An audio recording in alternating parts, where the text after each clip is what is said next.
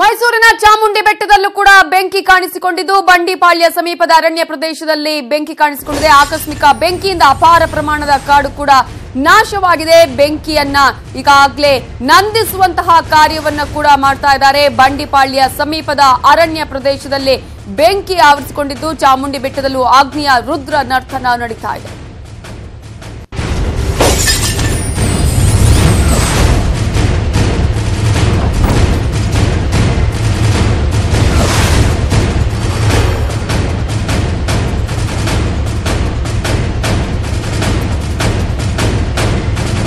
ಮೈಸೂರಿನ ಚಾಮುಂಡಿ ಬೆಟ್ಟದಲ್ಲೂ ಬೆಂಕಿ ಕಾಣಿಸಿಕೊಂಡಿದ್ದು ಬಂಡಿಪಾಳ್ಯ ಸಮೀಪದ ಅರಣ್ಯ ಪ್ರದೇಶದಲ್ಲಿ ಬೆಂಕಿ ಕಾಣಿಸಿಕೊಂಡಿದೆ. ಆಕಸ್ಮಿಕ ಬೆಂಕಿಯಿಂದ ಅಪಾರ ಪ್ರಮಾಣದ ಕಾಡು ನಾಶವಾಗಿದ್ದು ಬೆಂಕಿಯನ್ನ ನಂದಿಸೋದಕ್ಕೆ ಅರಣ್ಯ ಸಿಬ್ಬಂದಿ ಹರಸಾಹಸವನ್ನ ಕೂಡ ಪಡ್ತಾ ಇದ್ದಾರೆ. ಆಕಸ್ಮಿಕ ಬೆಂಕಿಯಿಂದ ಅಪಾರ ಪ್ರಮಾಣದ ಕಾಡು ನಾಶವಾಗಿದ್ದು ಅರಣ್ಯ ಸಂಪತ್ತು ನಾಶವಾಗಿದೆ.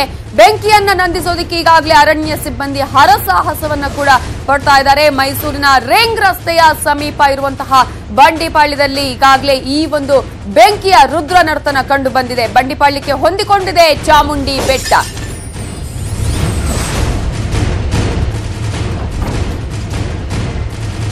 ಗ್ರಾಮಕ್ಕೆ ಹೊಂದಿಕೊಂಡಿರುವಂತಹ ಚಾಮುಂಡಿ ಬೆಟ್ಟದಲ್ಲಿ ಈಗಾಗಲೇ ಬೆಂಕಿ ಕೂಡ ಕಾಣಿಸಿಕೊಂಡಿದ್ದು ಅರಣ್ಯ ಸಿಬ್ಬಂದಿ ಈಗಾಗಲೇ ಬೆಂಕಿಯನ್ನು ನಂದಿಸೋದಕ್ಕೆ ಹರಸಾಹಸವನ್ನ ಪಡ್ತಾ ಇದ್ದಾರೆ.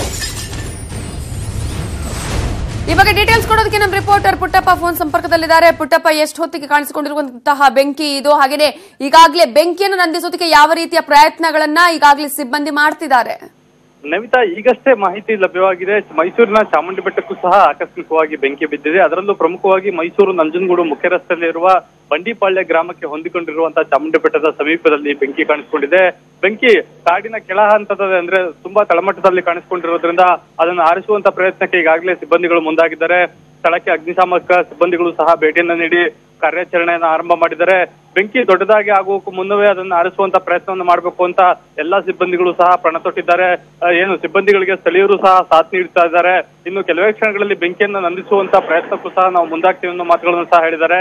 ಈಗಾಗಲೇ ಘಟನೆ ಬಗ್ಗೆ ಸ್ಪಷ್ಟನೆಯನ್ನ ನೀಡಿರುವಂತ ಏನು ಮೈಸೂರಿನ ಡಿಎಫ್ಒ ಆದಂತ ಪ್ರಶಾಂತ್ ಅವರು, ಹೌದು ಚಾಮುಂಡಿ ಬೆಟ್ಟಕ್ಕೆ ಬೆಂಕಿ ಬಿದ್ದಿದೆ, ಅದನ್ನ ಆರಿಸುವಂತ ಪ್ರಯತ್ನದಲ್ಲಿ ನಾವು ನಿರತರಾಗಿದ್ದೇವೆ ಅನ್ನೋ ಮಾಹಿತಿಯನ್ನ ಕೊಟ್ಟಿದ್ದಾರೆ. ಅಂದ್ರೆ ಚಾಮುಂಡಿ ಬೆಟ್ಟಕ್ಕೆ ಬೆಂಕಿ ಬಿದ್ದಿರೋದನ್ನ ಸ್ವತಃ ಡಿಎಫ್ಒ ಕನ್ಫರ್ಮ್ ಮಾಡಿರೋದ್ರಿಂದ ಕಾರ್ಯಾಚರಣೆ ಮುಂದುವರೆದಿದೆ. ನವಿತಾ, ಓಕೆ ಪುಟ್ಟಪ್ಪ, ಈಗಾಗಲೇ ಒಂದು ರೀತಿಯಲ್ಲಿ ಹರಸಾಹಸವನ್ನ ಪಡ್ತಾ ಇದ್ದಾರೆ ಸಿಬ್ಬಂದಿ ಅಂತ ಹೇಳಿ, ಎಷ್ಟು ಜನ ಸಿಬ್ಬಂದಿ ಈಗಾಗಲೇ ಈ ಒಂದು ಕೆಲಸದಲ್ಲಿ ನಿರತರಾಗಿದ್ದಾರೆ? ಸ್ಥಳೀಯರು ಏನಾದ್ರೂ ಸಹಾಯ ಮಾಡುವಂತಹ ಸಾಧ್ಯತೆಗಳು ಇದೆಯಾ, ಹೇಗೆ ಅಂತ ಹೇಳಿ? ಖಂಡಿತ ನವಿತಾ, ಸ್ಥಳೀಯರೇ ಅರಣ್ಯಾಧಿಕಾರಿಗಳಿಗೆ ಮಾಹಿತಿ ಕೊಟ್ಟಿರೋದ್ರಿಂದ ಸ್ಥಳೀಯರು ಈ ಒಂದು ಕಾರ್ಯಾಚರಣೆಯಲ್ಲಿ ಭಾಗಿಯಾಗಿದ್ದಾರೆ. ಅಲ್ಲಿರುವಂತಹ ಗ್ರಾಮದ ಅಕ್ಕಪಕ್ಕದ ನಿವಾಸಿಗಳೆಲ್ಲರೂ ಸಹ ಬೆಂಕಿ ನಂದಿಸುವ ಕಾರ್ಯದಲ್ಲಿ ತೊಡಗಿದ್ದಾರೆ. ತಕ್ಷಣ ಈಗಾಗಲೇ 2 ಅಗ್ನಿಶಾಮಕ ಸಿಬ್ಬಂದಿ, 2 ಅಗ್ನಿಶಾಮಕ ವಾಹನಗಳು ಸ್ಥಳಕ್ಕೆ ಆಗಮಿಸಿ ಬೆಂಕಿ ನಂದಿಸುವ ಕಾರ್ಯಾಚರಣೆಯಲ್ಲಿ ನಿರತರಾಗಿವೆ.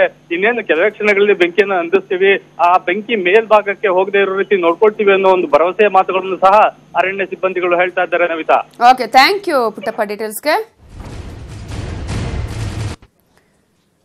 ಇನ್ನು ಬಂಡೀಪುರದಲ್ಲಿ ಹೆಲಿಕಾಪ್ಟರ್ ಮೂಲಕ ವೈಮಾನಿಕ ಸಮೀಕ್ಷೆಯನ್ನ ಮಾಡೋದಕ್ಕೆ ಸಿಎಂ ಮನವಿ ಮೇರೆಗೆ ಈಗ ಸೇನೆಯಿಂದ ಸಮೀಕ್ಷೆ ಕೂಡ ನಡೆಸುವಂತಹ ಪ್ರಯತ್ನಗಳು ಆಗುತ್ತೆ. ಬೆಂಕಿ ನಂದಿಸೋದಕ್ಕೆ ಸಿಎಂ ಎಚ್.ಡಿ. ಕುಮಾರಸ್ವಾಮಿ ಅವರು ಮನವಿಯನ್ನ ಮಾಡಿಕೊಂಡಿದ್ರು. ಬಂಡೀಪುರದಲ್ಲಿ ಹೆಲಿಕಾಪ್ಟರ್ ಮೂಲಕ ವೈಮಾನಿಕ ಸಮೀಕ್ಷೆಯನ್ನ ಮಾಡಬೇಕು ಅಂತ ಹೇಳಿ ಸಿಎಂ ಕುಮಾರಸ್ವಾಮಿ ಅವರು ಮಾಡಿದಂತಹ ಮನವಿಯ ಮೇರೆಗೆ ಸೇನೆಯಿಂದ ಸಮೀಕ್ಷೆ ಕೂಡ ನಡೆಸಲಾಗುತ್ತೆ. ಬೆಂಕಿಯನ್ನು ನಂದಿಸೋದಕ್ಕೆ ಸಿಎಂ ಎಚ್.ಡಿ. ಕುಮಾರಸ್ವಾಮಿ ಅವರು ವೈಮಾನಿಕ ಸಮೀಕ್ಷೆಯ ಅಗತ್ಯ ಇದೆ ಅನ್ನುವಂತಹ ಮಾತನ್ನ ಕೂಡ ಹೇಳಿದ್ರು. ಹಾಗೆಯೇ ನುಗ್ಗು ಅಣೆಕಟ್ಟೆಯಿಂದ ನೀರನ್ನ ಕೂಡ ಬಳಸಿ ಬೆಂಕಿ ನಂದಿಸುವಂತಹ ಕಾರ್ಯವನ್ನ ಮಾಡ್ತಾ ಇದೆ. ಬೆಂಗಳೂರಿನ ಅರಣ್ಯ ಸಿಬ್ಬಂದಿ ಆಗಿರ್ಬೋದು, ಪೊಲೀಸರನ್ನ ಕೂಡ ಈಗಾಗಲೇ ಅಲ್ಲಿಗೆ ರವಾನಿಸಲಾಗಿದ್ದು ಈಗಾಗಲೇ ಬೆಂಕಿಯನ್ನು ನಂದಿಸುವಂತಹ ಎಲ್ಲಾ ಪ್ರಯತ್ನಗಳನ್ನ ಮಾಡ್ತಾ ಇದೆ. ಬಂಡೀಪುರ ಅಭಯಾರಣ್ಯಕ್ಕೆ ಈಗಾಗಲೇ ಸಚಿವರು ಕೂಡ ಭೇಟಿಯನ್ನ ಕೊಟ್ಟಿದ್ದಾರೆ. ಪರಿಶೀಲನೆಯನ್ನ ನಡೆಸಿದ ನಂತರ ಸತೀಶ್ ಜಾರಕಿಹೊಳಿ ಈಗಾಗಲೇ ನಿನ್ನೆಯಿಂದಲೂ ಕೂಡ ಅದೇ ಸ್ಥಳದಲ್ಲಿ ಮೊಕ್ಕಾಂ ಹೂಡಿದ್ದಾರೆ. ಈಗಾಗಲೇ ಆ ಸ್ಥಳದಲ್ಲಿ ಇರುವಂತಹ ಅರಣ್ಯ ಸಚಿವರು ಅಲ್ಲೇ ಏನೇನು ಆಗ್ತಾ ಇದೆ ಅನ್ನೋದ್ರ ಬಗ್ಗೆ ಕೂಡ ಮಾಹಿತಿಯನ್ನ ಪಡ್ಕೊಳ್ತಾ ಇದ್ದಾರೆ. ಬೆಂಕಿ ಹಚ್ಚಿದ ಆರೋಪದ ಮೇಲೆ ಈಗ ಆಲ್ರೆಡಿ ಒಬ್ಬನನ್ನ ಬಂಧಿಸಲಾಗಿದೆ. ಮತ್ತೆ ಗಾಳಿ ಬೀಸಿದ್ರೆ ಬೆಂಕಿ ಹರಡುವಂತಹ ಭಯ ಕೂಡ ಈಗ ಎಲ್ಲರಲ್ಲೂ ಕಾಣಿಸ್ತಾ ಇದೆ. ಇನ್ನು ತಮಿಳುನಾಡು ಗಡಿ ಭಾಗದವರಿಗೂ ಕೂಡ ಬೆಂಕಿ ಈಗಾಗಲೇ ಆವರಿಸಿದ್ದು ಬೇಕಂತಲೇ ಬೆಂಕಿ ಹಚ್ಚಿದ್ದಾರೆ ಅಂತ ಹೇಳಿ ಸಂಸದ ಪ್ರತಾಪ್ ಸಿಂಹ ಅವರು ಕೂಡ ಹೇಳುವ ಒಂದು ಹೇಳಿಕೆಯನ್ನು ಕೂಡ ಕೊಟ್ಟಿದ್ರು. ಆದ್ರೆ ಈಗಾಗಲೇ ಯಾವ್ಯಾವ ಪ್ರದೇಶದಲ್ಲಿ ಹಾನಿಗೊಳಗಾಗಿದೆ ಆ ಒಂದು ಪ್ರದೇಶದ ವೈಮಾನಿಕ ಸಮೀಕ್ಷೆಯನ್ನ ಕೂಡ ನಡೆಸಲಾಗ್ತಾ ಇದೆ. ಹಾನಿಗೊಳಗಾದ ಪ್ರದೇಶದಲ್ಲಿ ಸಮೀಕ್ಷೆಯನ್ನು ನಡೆಸ್ತಾ ಇರುವಂತಹ ದೃಶ್ಯಗಳನ್ನ ಕೂಡ ನಾವು ಗಮನಿಸಬಹುದು. ಹಾಗೆಯೇ ಬೆಂಕಿಯನ್ನ ನಂದಿಸೋದಕ್ಕೆ ಹೆಲಿಕಾಪ್ಟರ್ ಮೂಲಕ ಈಗಾಗಲೇ ಒಂದು ಸಮೀಕ್ಷೆಯನ್ನು ಮಾಡಲಾಗ್ತದೆ. ಎಲ್ಲೆಲ್ಲಿ ಇನ್ನೂ ಕೂಡ ಬೆಂಕಿ ಆವರಿಸಿಕೊಂಡಿದೆ, ಎಲ್ಲೆಲ್ಲಿ ಕೂಡ ಬೆಂಕಿ ಹರಡುವಂತಹ ಸಾಕಷ್ಟು ಭಯ ಕೂಡ ಇದೆ. ಯಾಕಂದ್ರೆ ಸ್ವಲ್ಪ ಗಾಳಿ ಬೀಸಿದ್ರೂ ಸಾಕು ಬೆಂಕಿ ಇನ್ನಷ್ಟು ಹರಡುವಂತಹ ಸಾಧ್ಯತೆ ಇದೆ. ಮತ್ತೆ ಇನ್ನು ಮಧ್ಯಾಹ್ನ ಜಾಸ್ತಿ ಬಂದರೆ ಮತ್ತೆ ಸ್ವಲ್ಪ ಆಗ್ಬೋದು. ನಿಯಂತ್ರಣ ಮಾಡಲಿಕ್ಕೆ ಸಾಕಷ್ಟು ಪ್ರಯತ್ನ ಮಾಡ್ತಾ ಇದ್ದೀವಿ. ಸಾಕಷ್ಟು ಸುಮಾರು 5 ಗ್ರೂಪ್ಗಳನ್ನು ಮಾಡಿದ್ದೀವಿ ನಾವು. ಬೇರೆ ಬೇರೆಗಳಲ್ಲಿ ಒಂದೊಂದು ಟೀಮ್ ಮಾಡಿ ಅಧಿಕಾರಿಗಳನ್ನು ನೇಮಿಸಿದ್ವಿ. ಸೊ ಜೊತೆಗೆ ಸ್ಥಳೀಕರನ್ನು ಕೂಡ ಟ್ರೈಬಲ್ ಜನ ಕೂಡ ಅವರು ಹಳೆ ಮೆಥಡ್ನಲ್ಲಿ ನೆನೆಸುವಂಥ ಕೆಲಸ ಅವರು ಕೂಡ ಮಾಡ್ತಿದ್ದಾರೆ. ಸೊ ಇವತ್ತು ಸಂಜೆವರೆಗೆ ಆ ಥರ ಸಂಪೂರ್ಣವಾದ ಮಾಹಿತಿ ನಮ್ಗೆ ಖಂಡಿತವಾಗಿ ಸಿಗುತ್ತೆ. ಇಲ್ಲೆಲ್ಲ ಬೆಂಕಿ ಬೀದಿದ್ದು ಮನುಷ್ಯರ ಹಚ್ಚಿನಿಂದ ಬೆಂಕಿ ಬೀದಿದ್ದು ಹೊರತಾಗಿ ಅದು ಬೇರೆ ನಮ್ಮ ಅಧಿಕಾರಿಗಳ ಇಲಾಖೆ ಪಾರ್ಟ್ನಿಂದ ಆಗಿಲ್ಲ. ಸೊ ಹೀಗಾಗಿ ಅದು ಇದರಲ್ಲಿ ಇಶ್ಯೂ ಬರೋಲ್ಲ. ಮತ್ತೆ ಇನ್ನು ಮಧ್ಯಾಹ್ನ ಜಾಸ್ತಿ ಇಲ್ಲಿ ಸಾಕಷ್ಟು ಮುಂಜಾಗ್ರತಾ ಕ್ರಮಗಳನ್ನ ಅಧಿಕಾರಿಗಳು ತೆಗೆದುಕೊಳ್ತಾರೆ. ಒಂದೊಂದ್ಸರಿ ಏನಾಗಿದೆ ಇದು ತನಿಖೆಯಿಂದ ಗೊತ್ತಾಗಬೇಕಾಗಿದೆ. ಇಲ್ಲಿ ಯಾರೋ ಉದ್ದೇಶಪೂರ್ವಕವಾಗಿ ಬೆಂಕಿ ಹಾಕಲಿಲ್ಲ ಅಂದರೆ ಕಾಡಿಗೆ ಬೆಂಕಿ ಬೆಳಕ್ಕೆ ಸಾಧ್ಯ ಇಲ್ಲ.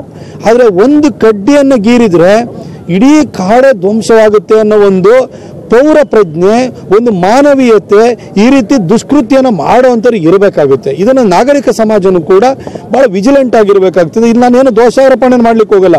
ಅತಿ ಹೆಚ್ಚು ಹುಲಿಗಳಿರುವಂಥದ್ದು ನಮ್ಮ ಬಂಡೀಪುರ ಮತ್ತು ನಾಗರಹೊಳೆ ಅಭಯಾರಣ್ಯದಲ್ಲಿ.